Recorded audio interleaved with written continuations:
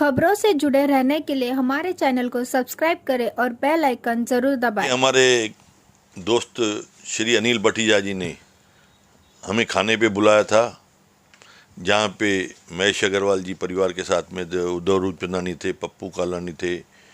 उसके अलावा पप्पू कालानी के दो जवाई थे, दिनेश और सीमा के मिस्टर, और वहाँ पे हमारे आकाश बजाज जी, अन्य धीरज जग्यासी आपस में एक फ्रेंडली गेट टुगेदर में बैठे थे, और वो किसी ने तस्वीर निकाल के वायरल की। लेकिन मुझे भी काफ़ी सारे फ़ोन आए कि आप दोनों एक मंच पे देखिए। हम लोग आपस में दोस्त है, हम लोग का एक पारिवारिक संबंध भी है, और साथ साथ में पॉलिटिकली भी दोनों, वो पूर्व आमदार है, मैं आमदार हूँ, कभी वो आमदार रहते हैं, मैं पूर्व रहता हूँ, ये हम लोग में अदला बदली होते रहती है। लेकिन हम लोग का मकसद एक ही है कि शहर का विकास कार्य करना, चाहे वो करे या मैं करूं। देखिए, राजनीति ऊपर वाले की देन रहती है, कोई आसमान से लेके नहीं आता है। आज पब्लिक की कैंडिडेट चुनती है, चाहे कारपोरेटर हो, चाहे आमदार हो, चाहे खासदार हो।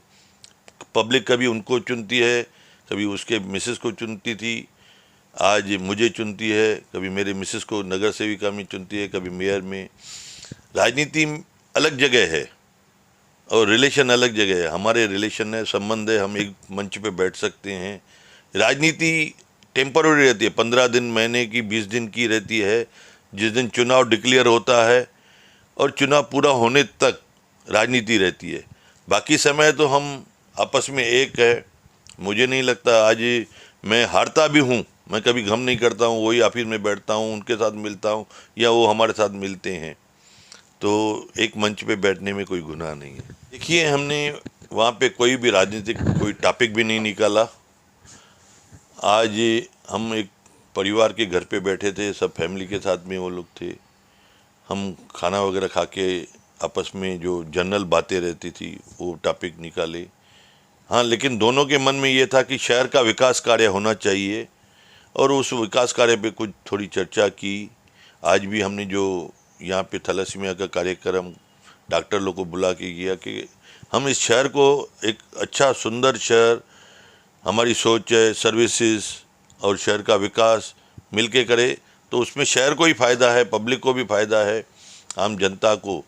नहीं तो क्या रहता है, आज आदमी के मन में अलग बातें आती है कि यार ये दूसरे के दुश्मन होंगे, लेकिन हम दुश्मन या हम विरोधी भी नहीं है। विरोधी तब तक है जब तक चुनाव है। जिस दिन चुनाव अनाउंस होता है और जिस दिन चुनाव पूरा होता है, उसके बाद हम दोस्त हैं, फ्रेंडली, हम बातें करते हैं, रिलेशन मेंटेन करते हैं। देखिए, आज थैलेसीमिया यूनिट के बारे में मीटिंग हुई, बुलाई गई थी। सेंट्रल हॉस्पिटल के डॉक्टर से को भी बुलाया गया था, एज आमदार मैं उनका अध्यक्ष हूँ। तो वहाँ पे थैलेसीमिया के 2-3 परिवारों ने पप्पू कालानी को कंप्लेन की थी कि कुछ थैलेसीमिया के बच्चों को ब्लड वगैरह बरोबर नहीं मिल रहा है या सर्विसेज वगैरह बरोबर नहीं मिल रहा है, नर्सेज ध्यान नहीं दे रहे हैं बरोबर। तो उसके बारे में मुझे पप्पू कालानी जी का एक हफ्ता पहले फ़ोन आया था कि ऐसा ऐसा थैलेसीमिया का कुछ कंप्लेंट है, तो आप थोड़ा ध्यान दीजिए। तो वो अगर मीटिंग लगाती हैं तो मैं भी आपके पास आऊँगा, तो सामने सामने जो प्रॉब्लम्स है उसका सुन के उसका समाधान निकालेंगे। तो उसके बारे में आज थैलेसीमिया की एक मीटिंग डॉक्टर्स को बुला के उसके बारे में विचार विमर्श किया गया।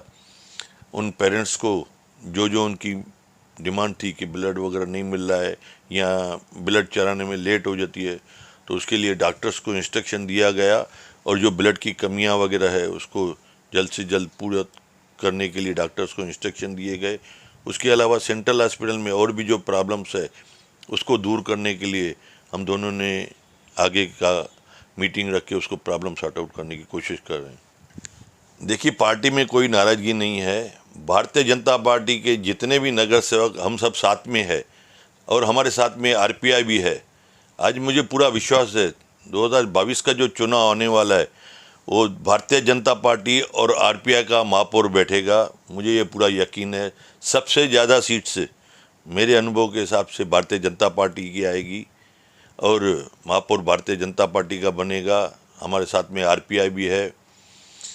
और आने वाला चुनाव हमारे लिए, देखिए, पप्पू कालानी या उनकी पार्टी या उनका क्या सोच है, मुझे उसके बारे में कुछ भी नॉलेज नहीं है। और मुझे ये भी मालूम नहीं है कि पप्पू कालानी कौन सी पार्टी में है या राजनीति में आगे आएंगे नहीं आएंगे, क्योंकि अभी एनसीपी के देखो गंगोत्री जी या अध्यक्ष मैडम वो अलग है। देखिए ज्योति कालानी थी तब तक राष्ट्रवादी में वो लोग सोचते थे। आज पप्पू कालानी का आगे क्या रवैया होगा, मुझे उसके पॉलिटिक्स के बारे में आइडिया नहीं है। देखिए पप्पू कालानी या उनके परिवार हमारे अगर भारतीय जनता पार्टी में आते हैं तो हम उनका स्वागत करेंगे। पहले भी तो थे, ऐसा नहीं थे। फिर भी हमारे जो वरिष्ठ जो आदेश देते हैं वो हम मान्य करते हैं। हमारे देवेंद्र सिंह फडणवीस साहब, चंद्रकांत दादा पाटिल, रविंद्र चौहान, अगर उन्होंने निर्णय लिया उनको लेना है तो लेंगे।